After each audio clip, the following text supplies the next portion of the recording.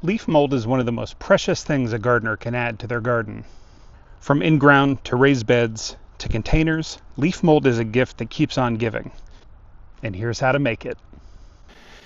The most important ingredient to making leaf mold is leaves.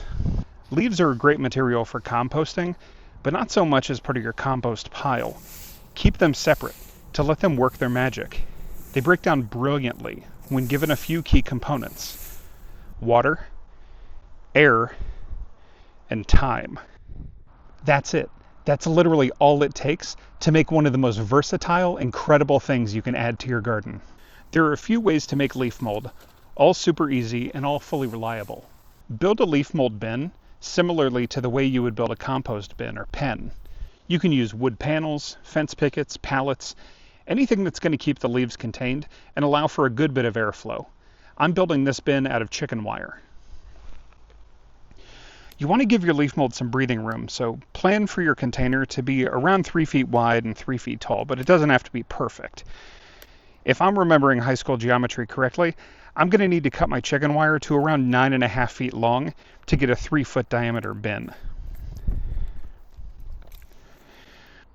With your wire cut, curl it into a circle and stand it up.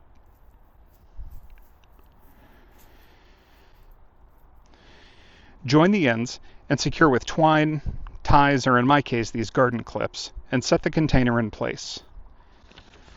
Make sure you put it somewhere you won't mind it. This is a 12-month commitment at minimum. Find an out-of-the-way spot that's at least in some dappled shade. Hot, dry conditions are the enemy of leaf mold, so full sun isn't a great idea. If it's your only option, then make sure you're watering the pile fairly regularly, and also consider using a tarp, some cardboard, or even some old cut carpet as a cover. This will help keep the pile moist and will let the fungus get to work.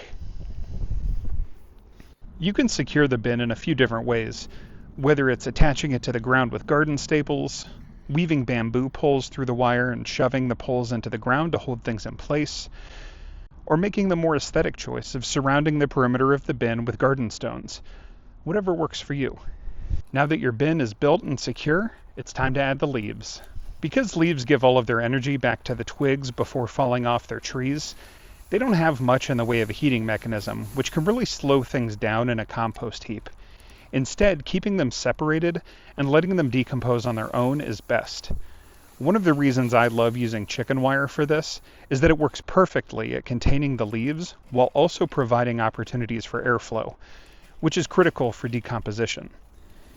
Even still, expect that this process will take at least a year, probably 2 and maybe even 3, before your leaves have completely broken down into proper leaf mold.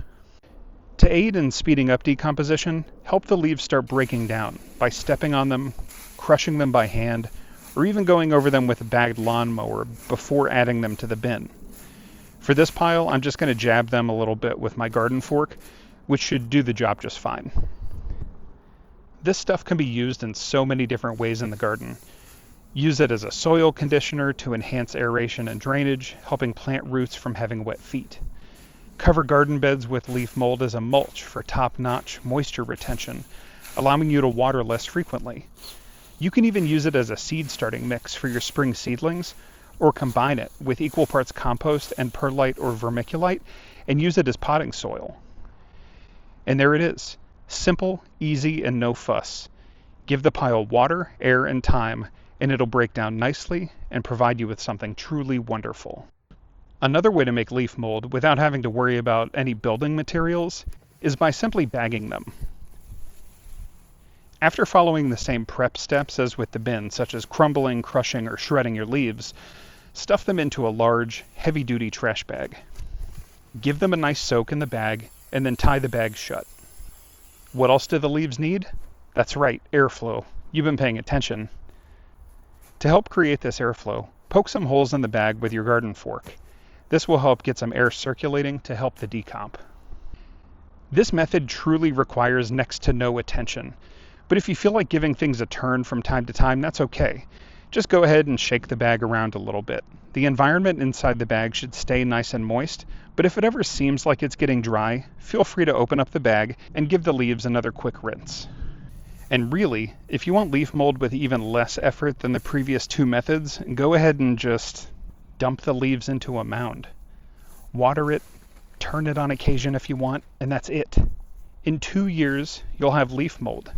You might find that the wind sweeps away some of your mound, but a tarp can help with that.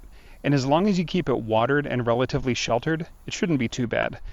This fence corner in the back of my yard is a perfect place for a leaf mold mound. Give one or more of these methods a shot this fall, and by next fall you'll have dark, crumbly soil at the bottom of your piles. Feel free to let us know in the comments below which techniques you like to use, and keep us posted on progress.